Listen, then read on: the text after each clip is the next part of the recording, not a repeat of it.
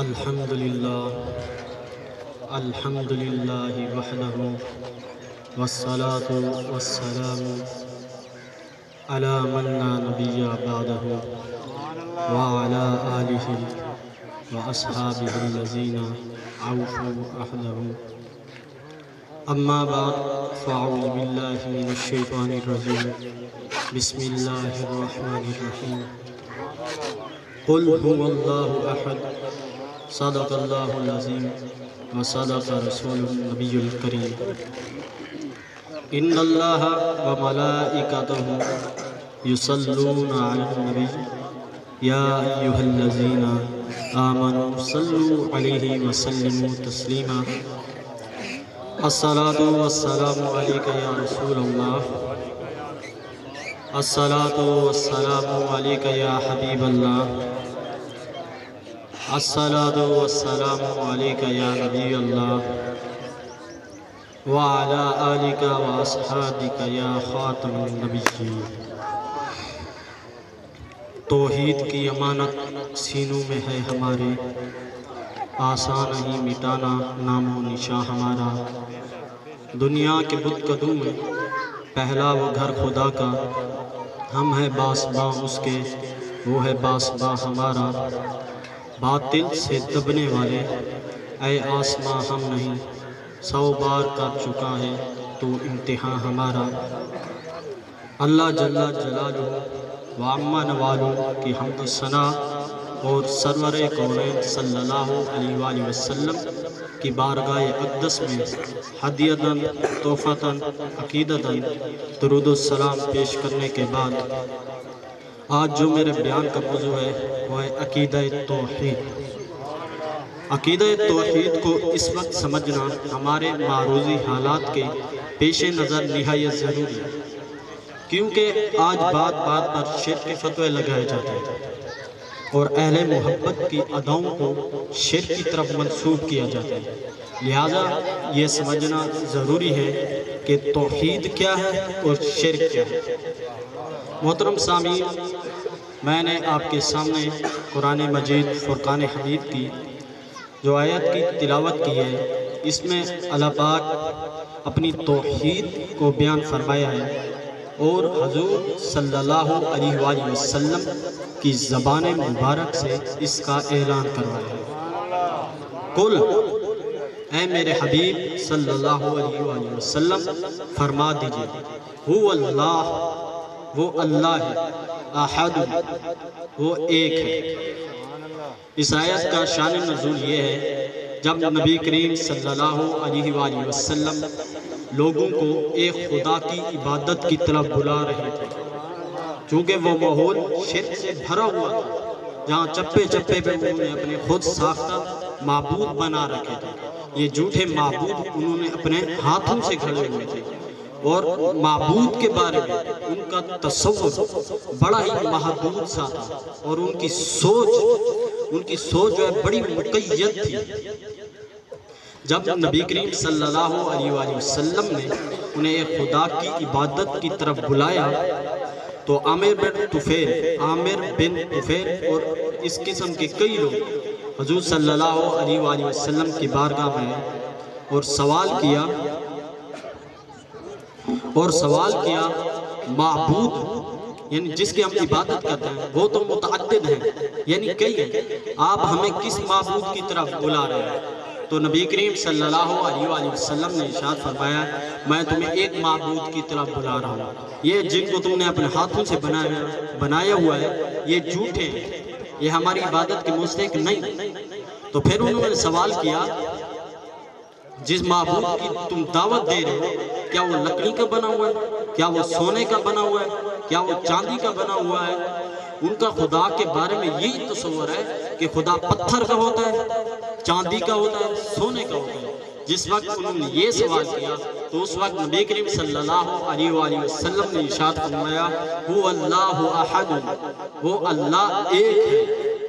جس وقت حضور صلی اللہ علیہ وآلہ وسلم نے یہ فرمایا اس وقت زبان مبارک نبی کریم صلی اللہ علیہ وآلہ وسلم کی تھی اور پیغام خالق کائنات کا تھا۔ هو اللہ احد، وہ اللہ ایک ہے۔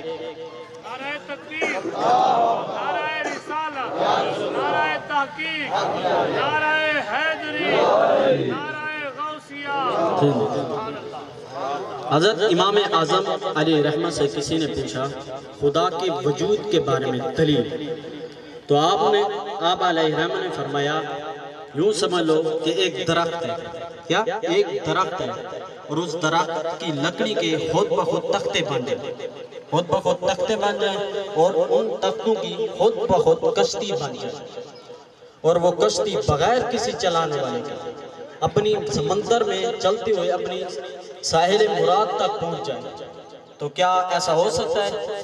تو اس شخص نے کہا اے ابو حنیفہ ایسا تو نہیں ہو سکتا کہ ایک درخت خود بخود تختے بن جائے اور ان تختوں کی خود بخود کشتی بن جائے، اور کشتی بغیر کسی چلانے والے کے سمندر میں چلتی ہوئی اپنی منزل مراد تک پہنچ جائے، ایسا تو نہیں ہو سکتا۔ تو پھر امام اعظم علیہ رحمہ نے فرمایا پھر یہ کیسے ہو سکتا ہے کہ پوری کائنات بغیر کسی چلانے والے کے چل سکے؟ اس سے معلوم ہوا کہ وہ واحد القہار ہے، وہ اللہ موجود ہے۔ اور امام شافعی علیہ رحمہ سے کسی نے پوچھا خدا کے وجود کے بارے میں دلیل، تو امام شافعی علیہ رحمہ نے فرمایا میرے نزدیک خدا کے وجود کے بارے میں یہ دلیل شتوت کا پتہ ہے۔ کیا ہے؟ شتوت کا پتہ، یہ رنگ اور طبیعت ایک جیسا ہوتا ہے۔ شتوت کے پتے کو اگر ریشم کا کیڑا کھائے تو اسے ریشم بہر آتا ہے، اگر اسے شہد کی مکھی استعمال کرے تو اسے شہد آتا ہے، اگر اسے بکری کھائے تو مینگنی آتی ہے۔ وہ خدا ہی ہے جو ایک ہی پتے کو کبھی مینگنی میں تبدیل فرماتا ہے اور کبھی شہد میں تبدیل فرماتا ہے اور کبھی ریشم میں تبدیل فرماتا ہے۔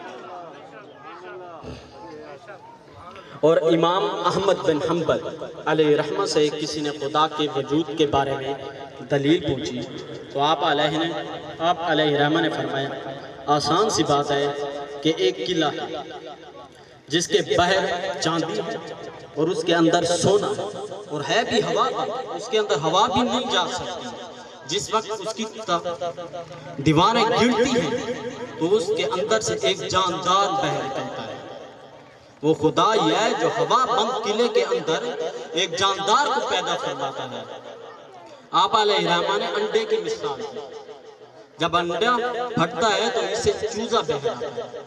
اور امام مالک علیہ رحمہ سے کسی نے خدا کے وجود کے بارے میں دلیل پوچھی، تو آپ علیہ رحمہ نے فرمایا یہ جو زبان کا لوتھڑا ہے یہ ایک ہی بناوٹ کا ہے، گوشت کا لوتھڑا ہے، کبھی جب پہلے نمبر پر بولتا ہے تو عربی بولتا ہے، کہیں یہ سریکی بولتا ہے، کہیں یہ اردو بولتا ہے، کہیں پنجابی بولتا ہے، کسی علاقے میں انگلش بولتا ہے، ایک ہی بناوٹ اور ایک ہی گوشت کا لوتھڑا کئی زبانیں بول رہا ہے، اور وہ خدا ہی ہے جو ایک ہی گوشت کے لوتھڑے سے کئی زبانیں پیدا فرما رہا ہے۔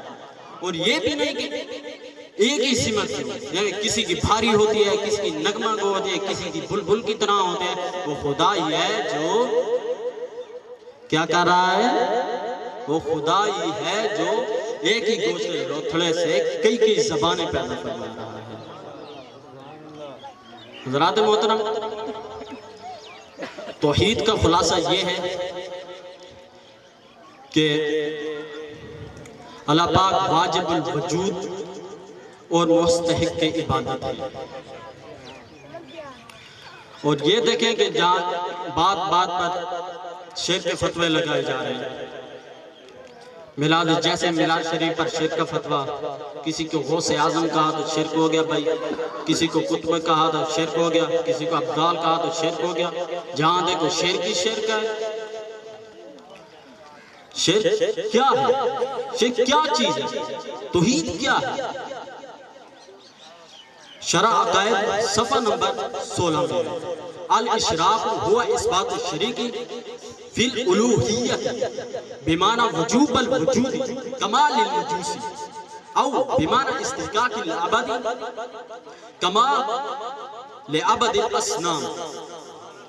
تو شرک کو ثابت کرنا شریک کا الوہیت یعنی وجوب وجود میں جیسے کہ مجوسی کرتے ہیں، اور مستحق کی عبادت میں جیسے کہ بت پرست کرتے ہیں۔ شرک کیا ہے؟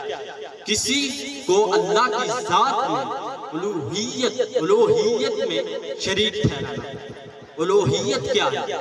یعنی کسی کو حضور اللہ پاک کی ذات میں واجب الوجود یا مستحق کی عبادت ٹھہرانا۔ مستحق کی عبادت کیا ہے؟ یہ ایک واجب مستحق کی عبادت اور واجب الوجود۔ واجب الوجود کیا ہے؟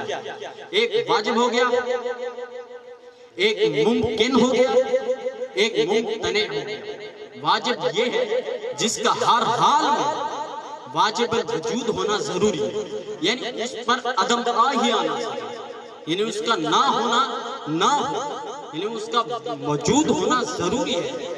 جب تھا تھی نہ تھے تو اس وقت خدا تھا، جب ہم بھی نہ ہوں گے تو اس وقت خدا ہوگا، جب ہم نہ تھے تو اس وقت بھی خدا تھا۔ ایک وقت ایسا بھی آئے گا جب سب کچھ فنا ہو جائے گا، کچھ بھی نہیں ہے، ہر طرف عدم ہی عدم ہوگا، تو اس وقت بھی جو ذات موجود ہوگی وہ خدا ہے، وہ میرا اللہ ہے۔ وہ دوسری کیا چیز ہے؟ ممکن۔ ممکن یہ ہے جس میں عدم بھی ہو اور موجود بھی ہو، ان دو چیز، عدم بھی ہو، اگر عدم غالب ہے تو موجود آ گیا، موجود کا پلہ بھاری ہو گیا، اگر موجود کا پلہ بھاری نہ ہو تو پھر یہ عدم آئے گا۔ ہم جو ہیں یہ پوری ساری کائنات اور ہم ممکن ہیں، یعنی پہلے ہمارا وجود نہیں تھا، ہم عدم تھے، اب ہیں، ہم موجود ہیں، ممکن الموجود ہیں۔ جب ہم مر جائیں گے، فنا ہو جائیں گے، اس کے بعد کوئی موجود ہی نہیں ہوگا، پھر ہم کیا ہوں گے؟ عدم ہوں گے، یعنی ہمارا کوئی وجود نہیں ہوگا۔ یہ پوری کائنات بھی ایسے ہیں، ہم بھی ایسے ہیں۔ جو خدا جو ہے وہ نہ ہی ممکن الوجود ہے اور نہ ہی ممکن عدم ہے، وہ کیا ہے؟ واجب الوجود ہے۔ اور تیسری کیا چیز ہے؟ ممتنع۔ ممتنع کیا ہے؟ جس میں عدم ہی عدم، کیا؟ عدم ہی عدم، یعنی جس میں موجود ہو بھی نہیں، وہ کیا ہے؟ خدا کی ذات میں، خدا کی ذات میں شریک کا ہونا، یعنی خدا کی ذات میں کسی اور کا ہونا ممتنع نہ ہو۔ جس طرح واجب میں موجود ہونا ضروری ہے، اسی طرح ممتنع میں عدم ہونا بھی ضروری ہے۔ یہ ہے توحید کا خلاصہ کہ اللہ پاک واجب الوجود اور مستحق کی عبادت ہے۔ مستحق کی عبادت یہ ہے کہ عبادت جو ہے صرف رب کائنات کی جائے، کسی اور کی نہیں کی جائے، چاہے کتنا بھی بڑا صحابی ہو، کتنا ہی بڑا اولیاء ہو، کتب ہو، ابدال ہو، کتنا بڑی ولی ہو، ہم اس کی صرف تعظیم کریں گے، اس سے محبت کریں گے، تعظیم کریں گے، اسے سجدہ نہیں کریں گے۔ جو بھی سجدہ کرے گا وہ مشرک ہو جائے گا۔ الحمدللہ اللہ کا فضل ہے کہ ہم اہل سنت و جماعت اس عقیدے کے داعی ہیں، اس عقیدے کے علمدار ہیں۔ اس لیے نبی کریم صلی اللہ علیہ وآلہ وسلم نے ارشاد فرمایا الحسن والحسین سیدہ شباب اہل جنت و قرۃ عین اہل سنت۔ نبی کریم صلی اللہ علیہ وسلم نے ہمارا سنی نام رکھا ہے، اس لیے ہم توحید کے علمدار ہیں، توحید کے داعی ہیں۔ اللہ کا فضل ہے کہ اصحاب صفہ سے لے کر آج تک ہم اہل سنت و جماعت اس عقیدے کے پہلے دار ہیں۔ اللہ پاک کا فضل ہے کہ ہم اس عقیدے کے داعی ہیں اور ہم اسی عقیدے کے علمدار ہیں۔ وآخر دعوانا الحمدللہ رب العالمین۔